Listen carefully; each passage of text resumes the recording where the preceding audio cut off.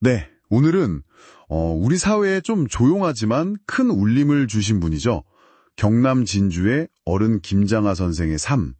이걸 통해서 나눔의 진짜 의미가 뭘까 한번 깊이 파헤쳐보려고 합니다. 네, 관련해서 다큐멘터리도 있었고 또 여러 기사나 글들 그리고 불교의 보시라는 개념까지 저희가 좀 살펴봤는데요. 맞아요. 그래서 단순히 물질적인 기부를 넘어서서 나눔의 다른 방식들, 또 그 가치를 좀 함께 발견해보는 시간이 되었으면 합니다. 바로 시작해볼까요? 네, 좋죠. 김장하 선생님, 60년간 한약방을 하셨다고 하는데 그냥 좋은 일 많이 하신 분, 이렇게만 말하기에는 그 깊이가 좀 남다른 것 같아요. 그렇죠. 주변 분들이 비우기에 위해 돈을 버는 사람이다. 이렇게까지 표현을 하더라고요. 와, 비우기 위해 돈을 번다. 이게 참 겉모습만 봐서는 잘 모르겠는데 그 이면의 이야기가 정말 궁금해지네요. 네, 그렇습니다. 겉은 정말 평범한 한약사셨지만 그분이 남긴 어떤 영향력은 전혀 평범하지 않았죠. 예를 들어 문영배 헌법재판관 일화가 참 유명하잖아요. 아, 네네. 저도 들어봤어요. 학업 중단 위기 때 김 선생님 도움을 받았는데 나중에 이제 감사 인사를 드리려고 하니까 나한테 고마워할 필요 없다. 사회에 다시 환원해라. 이렇게 말씀하셨다고 하죠. 이야. 이 한마디에 그분의 어떤 나눔 철학 같은 게, 그러니까 대가 없는 순수한 베품, 이게 딱 담겨 있는 거죠. 근데 진짜 신기한 건 평생 대중교통 이용하시고 걸어 다니시고 인터뷰나 사진 이런 건 또 극도로 떨이셨다는 거예요. 맞아요. 그렇게 조용히 사시면서도 그 수백억 원대 자산을 사회에 다 돌려주셨다는 게 네, 이게 쉽게 이해가 잘 안 가기도 하고요. 이런 어떤 극단적인 익명성, 이게 그 나눔 철학이랑 어떻게 연결될까요? 바로 그 부분이 김장하 선생님의 나눔을 더 특별하게 만드는 지점인 것 같아요. 기록으로 확인된 학생들만 1000명이 넘는다고 하고요. 1000명이요? 와. 네, 대학 졸업까지 학비랑 생활비를 다 지원해 주신 거죠. 조건 없이. 그리고 본인이 세우셨던 명신고등학교, 당시 시세로 한 100억 원 넘었다고 하죠. 네, 100억. 그것도 그냥 국가에 헌납하시고 남명학 연구 후원이나 문화재단 기부 이런 거 드러난 것만 다 합쳐도 200억 원이 훌쩍 넘는다고 하니까요. 200억. 와. 근데 중요한 건 이 모든 걸 거의 60년 동안 정말 아무도 모르게 조용히 실천해 오셨다는 거.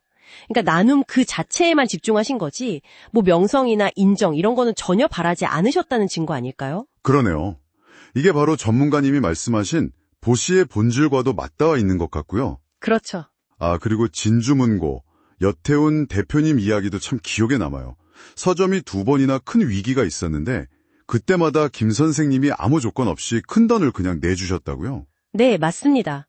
이게 단순히 돈을 빌려줬다 이걸 넘어서는 거죠. 그렇죠. 그냥 금전적 도움이라기보다는 네, 그 진주문고라는 공간이 가진 어떤 공공재적 가치, 지역 문화의 중요성 이런 걸 깊이 이해하고 지키려고 하셨던 어떤 의지의 표현으로 봐야 할 것 같아요. 그래서 여 대표님의 김 선생님을 정신이 혼미할 때 중심을 잡아주는 찬물 같은 분 이렇게 표현하신 것도 같은 맥락인 거죠. 그 말씀이 참 와닿네요. 나중에 돈을 갚으러 갔을 때도 이자는커녕 책방 더 잘해가면 됐다 이렇게 말씀하셨다고 하잖아요. 그분의 관심이 정말 공동체의 건강한 발전에 있었다는 걸 알 수 있는 대목이죠. 네, 이렇게 쭉 듣고 보니까 김장하 선생님의 삶 자체가 그냥 나눔, 즉 보시를 온몸으로 보여주신 것 같아요. 우리가 보통 보시하면 복 받으려고 하는 거 아닌가? 이렇게 좀 생각하기 쉬운데. 네, 그런 오해가 좀 있죠. 근데 자료들을 보니까 원래 의미는 그게 아니라고 하더라고요. 맞습니다. 보시의 원래 핵심은 어떤 반대급부도 바라지 않는 그야말로 순수한 마음으로 나누는 행위거든요. 순수한 마음. 네. 그리고 여기서 우리가 또 주목해야 할 게 무죄칠시라는 개념입니다. 무죄칠시요. 네. 재물 없이도, 그러니까 돈이 없어도 누구나 실천할 수 있는 7가지 나눔이 있다는 거죠. 이게 참 중요한 포인트 같아요. 나눔이 꼭 부자들만 할 수 있는 게 아니라는 걸 보여주니까요. 아, 재물이 없어도 할 수 있는 7가지 나눔. 무죄칠시. 구체적으로 어떤 것들이 있나요? 이게 지금 우리한테 특히 좀 와닿는 이야기인 것 같아요.